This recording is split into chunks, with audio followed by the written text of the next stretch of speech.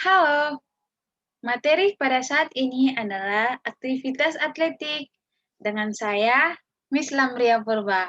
Selamat belajar. Baik, pertama kita membahas pengertian dan asal-usul atletik ya. Baik, seperti yang kita ketahui, atletik itu berasal dari bahasa Yunani, yaitu athlon atau atlum. Artinya pertandingan, perlombaan, pergulatan, atau perjuangan. Orang yang melakukan atletik tersebut dinamakan atleta.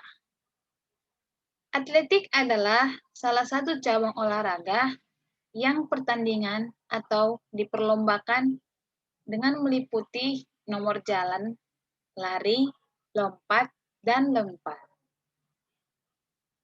Baik, selanjutnya organisasi olahraga atletik internasional baru terbentuk pada tanggal 17 Juli 1912 pada Olimpiade kelima di Stockholm, Swedia dengan nama International Amateur Athletic Federation yang disingkat dengan IAAF. Sejak saat itu, atletik perkembangannya yang sangat pesat. Dan pada tanggal 3 September 1950 di Indonesia, berdirilah PASI yang disebut Persatuan Atletik Seluruh Indonesia. Diingat ya, PASI. Selanjutnya, atletik tersebut terbagi atas cabang atletik berlari, cabang atletik melempar, dan cabang atletik melompat. Baik, kita bahas satu-satu dulu ya. Pertama, cabang atletik berlari. Cabang olahraga atletik ini dapat dibagi lagi, di antaranya lari jarak pendek. Lari jarak pendek tersebut lari yang memiliki jarak tempuh nomor lari jarak pendek, yaitu 100 meter, 200 meter, dan 400 meter. Apa itu 100 meter? 100 meter itu adalah jauhnya lari tersebut. Kenapa dikatakan dia pendek? Karena jaraknya hanya dekat. Paling besar itu jaraknya sampai 400 meter saja. Kedua, lari jarak jauh. Lari jarak jauh ini disebut dengan maraton, yang sering diperlombakan juga. Di daerah-daerah kalian pasti ada kan, seringkali untuk menyambut 17 Agustus, pasti ada aja lari maraton. Baik, kenapa dikatakan maraton? Karena jarak tempuh pada maraton ini sampai dengan 10 kilometer, bahkan lebih. Dimulai dari 3 kilometer, 5, 10, dan seterusnya. Sangat jauh kan? Ya, itulah perbedaannya dengan lari jarak pendek. Lari jarak pendek tadi hanya sampai 100 meter saja. Yang ketiga adalah lari estafet. Lari estafet adalah olahraga lari yang dilakukan dengan membawa tongkat dengan ukuran tertentu, di mana tongkat tersebut diserahkan ke pelari berikutnya. Lari estafet ini, contohnya ada 5 orang yang berdiri berurutan. Pelari pertama lari, dan pelari keduanya mengikuti pelari pertama dan menerima atau membawa tongkat dan akan diserahkan ke pelari selanjutnya. Itulah yang dinamakan estafet. Yang keempat adalah lari gawang. Lari gawang adalah olahraga lari dengan cepat untuk menempuh jarak tertentu dengan melewati beberapa rintangan berupa gawang atau palang. Jadi lari gawang ini kita berlari dengan melewati gawang. Maka disebut dia lari gawang. Baik, selanjutnya kita bahas cabang atletik melempar. Yang pertama ada lempar lembing. Lempar lembing ini adalah cabang olahraga atletik yang dilakukan dengan cara melempar lembing sejauh mungkin untuk mencapai jarak maksimum. Baik, kamu boleh melihat gambar di sampingnya. Di situ tampak kita lihat seorang laki-laki sedang melakukan lempar lembing. Lempar lembingnya itu adalah yang dipegang tangan sebelah kanannya. Boleh ya kamu lihat. Dan lembing ini akan dilemparnya. Dikatakan dia menang dalam sebuah pertandingan jika lembing yang dilemparkan seorang pemuda ini berjarak sejauh-jauhnya, sejauh mungkin. Itulah dikatakan lempar lembing.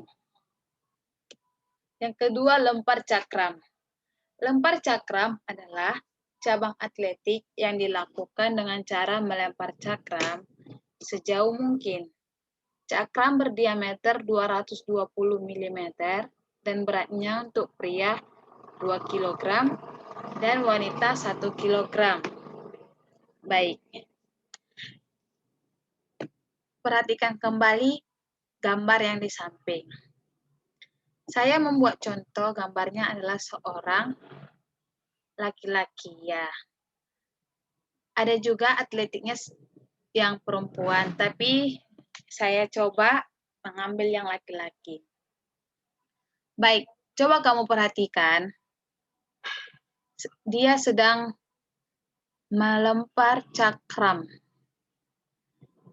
Cakram ini berdiameter 220. Itu adalah ukuran nasional.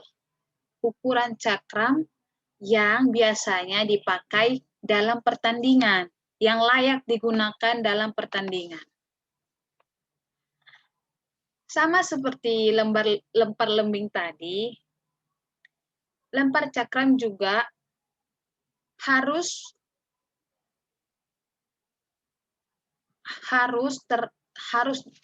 sejauh mungkin dilempar. Lempar lembing juga kan sejauh mungkin agar dikatakan menang dalam pertandingan tersebut. Boleh kamu lihat, yang untuk pria beda ya, untuk wanita namanya saja juga berbeda. Pada pria biasanya 2 kg dan wanita 1 kg. Yang ketiga adalah tolak peluru. Tolak peluru adalah cabang olahraga atletik yang dilakukan dengan gerakan mendorong suatu bola besi berbentuk bulat sejauh mungkin. Baik, perhatikan gambar di samping. Peluru yang dimaksud adalah bola yang terbuat dari besi. Hanya saja dia juga bisa disebut peluru karena berbentuk bulat.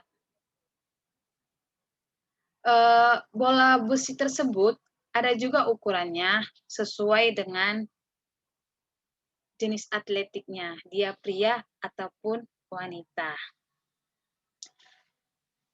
Tolak peluru juga cara bermainnya adalah kita harus melempar sejauh mungkin. Sejauh mungkin sampai batas yang ditentukan.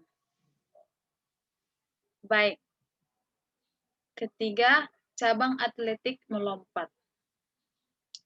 Cabang atletik melompat ini terbagi atas 4. Yang pertama adalah lompat jauh. Lompat jauh adalah gerakan melompat ke depan dan mengangkat kaki ke atas pada bagian depan tubuh. Yang kedua adalah lompat tinggi.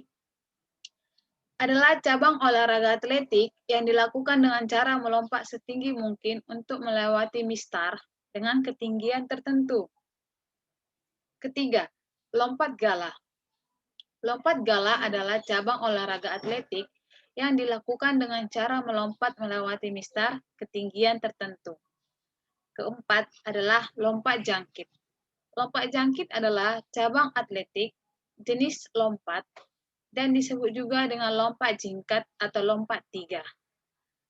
Berikut kita akan melihat gambar-gambarnya. Baik, di sini adalah lompat jangkit.